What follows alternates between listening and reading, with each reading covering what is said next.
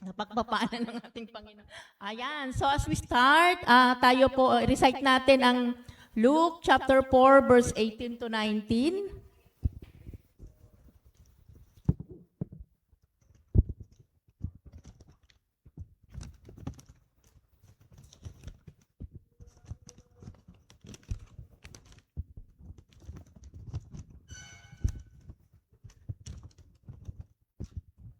Luke chapter 4, verse 18 to 19. The Spirit of the Lord is upon me because He has anointed me to preach the gospel to the poor. He has sent me to heal the brokenhearted, to preach deliverance to the captive and recovering of sight to the blind, liberty them that are bruised, to preach the acceptable year of the Lord. Let us put on the full armor of God. I put on the helmet of salvation, the breastplate of righteousness, the belt of truth, the sandals of peace, the shield of faith, and the sword of the Spirit. We are covered by the full armor of God, protected by the blood of our Lord and Savior Jesus Christ, and filled with the sovereign Holy Spirit. Yan. So good morning, magandang gabi sa ating lahat, mga kapatid. Pagpapatuloy ko rin po ako po magti-testimony rin po ako kasi once in a month na lang po ang testimony.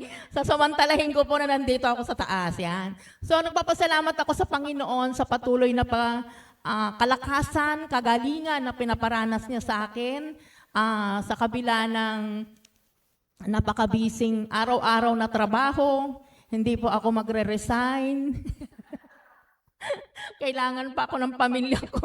Ayan. So, papasalamat ako sa kagalingan, kalakasan na patuloy na pinagkakaloob ng Panginoon at higit sa lahat, sa mga pagpapala na paparating at sa mga kayamanan na ipagkakaloob niya sa atin para magamit natin as a kingdom financier ng ating church. Alam natin, napakahirap po gastos po ang word evangelization. Gaya niyan, may pupunta ng butuan, magtatayo ng home office, alam natin, puro ano po yan. So, as of now po, naka-align pa rin yung ating topic sa integrity, the currency of honor. Ano na po ito? Pahabol. Ilalak ko na po. Ilalak ko na para ano na. Doon na tayo sa kabilang topic next week. Yan. So, yan na rin po yung pamagat. Kasi huli na eh. Dapat last week to. Ayan, sabi dito, sa mundong ito, ang salapi ay ginagamit upang abutin ang halaga ng mga bagay at serbisyo. Ngunit ayon sa salita ng Diyos, mayroon isang yaman na mas mahalaga pa kaysa sa ginto o pilak. Ito ay ang dangal na nakakamit sa pamamagitan ng integridad, ang katapatan at matuwid na pamumuhay, ang magsisilbing pera na bumibili at nagpapanatili sa tunay na karangalan. So ako po ay may tanong. Yan. Ang tanong po, anong mas mahalaga? Ang maraming pera o magandang pangalan? Siyempre, nandito tayo sa church. Lahat po tayo, pero baka meron po dyan, lalo sa online, baka po may pipili ng maraming pera. Kasi pag maraming pera, marami ka rin talagang magagawa. Pero kumukupas po kasi ang dami ng pera. Yan. So sabi ang una po, ang dangal ay higit pa sa anumang kayamanan. Matatagpuan po natin yan sa Kawikaan 22 verse 1. Mas mabuting piliin ang malinis na pangalan kaysa pilak o ginto o anumang kayamanan. Bakit po? Di ba? Actually, sabi nga kanina, isang pangunahin ang salapi dito sa mundo. Pero alam niyo po ba, marami pong nagpapatotoo na mayayaman. Mayaman sila financially. Marami silang kinakain o marami silang resources dito sa mundo, pero wala silang kapayapaan. So iba po yung may dangal ka na napatutunayan mo sa sarili mo na ang Panginoon sa kanya lang nagmumula. So makikita natin ang lahat ng tao kahit anong yaman, mayroon pa rin pong kakulangan na kailangan na ipoprovide. Hindi nila nakukuha ito sa yaman, kung hindi nakukuha nila lamang sa ating Panginoon. So sabi niya, inahalin tulad ng Biblia ang dangal sa mga mahahalagang yaman. Ngunit idinadagdag na ito ay mas mainam na higit pa. Mas mainam po talaga. Kasi po, di ba, sabi nga, seek ye first the kingdom of God and all those things shall be added unto you. Sabi po. Kaya, ang kayamanan, pawang adaragdag na lang yan sa atin ng Panginoon pag inuuna natin ang kanyang kaharian. Sabi niya, pinapakita nito na ang integridad ay puhunan o currency na nagbibigay sa atin ng isang reputasyon o karangalan na hindi kayang bilhin ng anumang halaga ng pera. So napakahalaga po ang integridad na pinag-uusapan natin. Alam niyo po sa amin sa prayer chain, lalo na po yung slot namin na AM.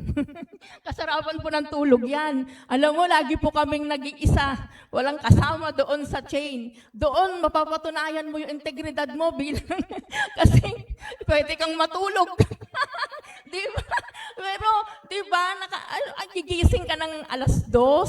Ako, nag-alarm ako ng 1:45. Isa po yan sa isang pinapatunayan. Kailangan mong patunayan sa sarili mo na, Lord, uunahin kita. Alam mo ba yon? Lahat naghihilik, ikaw ay nag-iisang gising. Tapos, minsan nakasama ko si Karina. Hi, Karina. Hindi na sumasagot. Sabi ko, natulog na yata. Pero natutuwa ako kahit hindi sumasagot yung kasama ko. At least, alam ko, may kasama ako. Maliban kay Lord. Di ba? Isa po yan sa integridad na kailangan natin na papractice sa buhay natin. Yung tipong kahit ikaw na lang ang gumagawa, alam mo, na sila lahat ay naghihilig na, tapos ikaw, go ka pa rin. Yes, Lord. Di ba? So, minsan may naliligaw na pumapasok, siguro, tinitest kung aktibo pa ba itong 2 a.m. na ito, baka matulog na. Ayan. So natutuwa ako sa Panginoon, binibigyan niya ako talaga ng lakas. Pero, kaya hindi na ako nakakasama ng 8, natutulog na ako ng maaga. Kasi minsan di rin ako nagising eh. May mga time din ganon. So sabi dito, ipinapakita nito ng integridad ay ang puhunan. Ayan na, tapos na pala ako dyan. Ang salapi ay nawawala, nauubos o nananakaw, ngunit ang dangal na bunga ng katapatan ay nananatili magpakailanman. Diba? So talagang napakasarap unahin ang currency para kay Lord. Ang pangalawa, ang karunungan ay nagdadala ng parehong biyaya. Siyempre, lalo ngayon, alam nyo ba, yung home office na yan, dinidesire ko rin. Kaya sabi ko, kailangan ko pa talaga mag-aral. On and off lang kung alam ko sa... Ayan. So, kailangan ko ng Kawikaan 3:16. Mahabang buhay ang dulot ng kaalaman, may taglay na kayamanan at may bungang karangalan. Di ba? Napapaloob po talaga ang karangalan kapag tayo po ay patuloy natin ini-exercise na laging piliin kung ano ang tama. Sabi niya, ang pinagmumulan ng tunay na tagumpay ay ang karunungan ng Diyos, hindi magkalaban ng salapi at dangal kapag ang ating buhay ay nakabase sa tamang prinsipyo. Alam niyo po, napakahirap po nito. Sa panahon natin, mahuli ka nga lang ng mga nagtitiket, lalo na sa mga nakamotor, di ba? Yung iba, naglalagay na lang, di ba? Yung mga ganyan. Alam mo, minsan sa buhay natin, yung iba pipiliin nila yon, pero dapat maging maingat na lang tayo. Gawin natin kung ano yung tama para di na tayo matempt. Kasi sa panahon ngayon, napakadaming pinagmumulan ng compromise. Compromise ang tawag doon. Ano pa? Sabi niya, maaari tayong pagpalain ng Diyos sa parehong material na yaman at marangal na pagkatao. Ngunit ang pagkasunod-sunod ay mahalaga. Kapag inuna natin ang integridad, susunod na lamang ang pagpapala. Kapag inuna natin ang pera, madalas ay nawawala ang ating dangal at natatalo tayo sa huli, di ba? So, totoo naman yan. Parang ano lang yan, sa business, kailangan mong magtinda ng linggo kasi kinukulang ka na, di ba? Minsan may mga pagkakataon sa negosyo na, uy, ano ngayon, medyo konti yung pumapasok. Itinda ko na ba itong linggong ito? Pero kailangan ilaban mo eh. Ilaban mo yung ano ng Panginoon, yung inuutos niya sa iyo. Ilaban mo na ang linggo ay para sa Diyos, hindi para sa iyo. Kasi alam natin, pag ginawa natin yun, inuna natin ang pera, babawian din po tayo ni Lord. Sa akin, madalas po yan nangyari. Pero mula po nung nag-start akong mag-business, talagang nilaan ko ang linggo kay Lord. Kaya pinapasalamatan ko ang Diyos dahil binibigyan niya ako ng nailalaban ko talaga. Ilaban mo. Kasi minsan talagang natitempt tayo dahil maraming pangangailangan, maraming mga bayarin, pero hindi yon. Kaya pa rin suportahan yan. Ang pangatlo, ang Diyos ang pinagmumulan ng tunay na halaga. Sabi sa unang Kronika 29:12, sa inyo nagmumula ang kayamanan at ang karangalan, at kayo ang nagahari sa lahat. Taglay ninyo ang kapangyarihan at kadakilaan, at kayo ang nagbibigay ng lakas at kapangyarihan sa lahat. So diba, wala na tayo hahanapin. Lahat iprinubide niya sa atin ni Lord. Lakas, kapangyarihan, kaya tayong itanyag ng Panginoon saan man tayong aspeto idako niya. Sa negosyo man yan, sa trabaho man yan, o kahit simpleng may bahay ka lang, alam niyo po, kaya kang i-excel ni Lord. Kaya niyang iangat kung ano ang uri ng pagkatao na meron ka. Yan pong nagagawa ng integridad. Sabi niya, ang tunay na halaga ng anumang yaman o karangalan ay nagmumula lamang sa Diyos. Ang salapi ay yaman ng sanlibutan, ngunit ang dangal na ibinibigay ng Diyos ay yaman ng kaharian ng langit. So di ba, napakasarap pong piliin kung ano yung tama kaysa sa mali. Napakasarap po dahil alam natin, lalo na po sa atin, na marami tayong aral na napapakinggan dito sa church. Alam natin na hindi tayo kailanman pagkukulangin ng ating Panginoon. Upang magkaroon tayo ng dangal na kinikilala niya, kailangan mamuhay tayo ayon sa kanyang pamantayan na siyang kabuuan ng pagiging tapat, totoo at may integridad sa lahat ng bagay.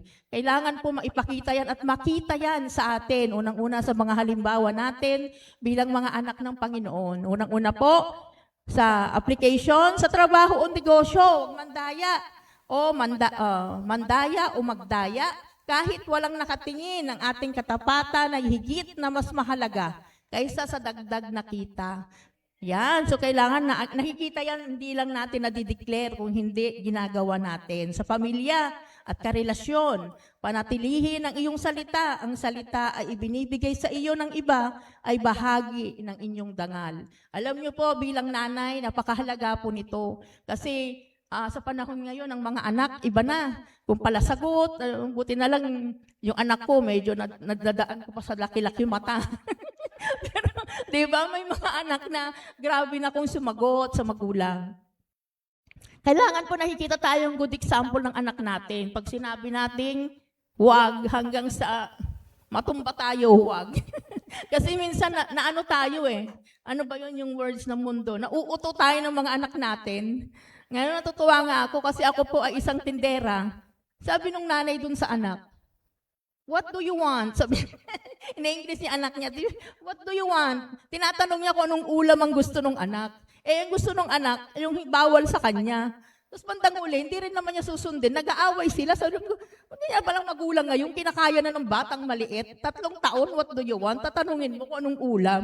Hindi ba dapat ikaw magdesisyon dahil ikaw ang nakakaalam kung ano ang nararapat? So ngayon, kasi daw hindi kakain pag inuwi na yung ulam. Sabi ko, ganun ba yun? Parang bali na yung ano, parang inanay na yung sumusunod sa anak. So kailangan po, mayroon tayong isang salita at nakikita po yan dapat sa atin ng ating pamilya. Sa pamumuhay araw-araw, piliin ang tama kahit na mahirap at walang gantimpala. Ang Diyos ang magbibigay ng tunay na gantimpala na walang kupas. Ay, alam na natin to. Pang ano na to, 5 weeks na natin to sa integridad. So, review na lang po ito. So, nagpapasalamat ako sa Panginoon.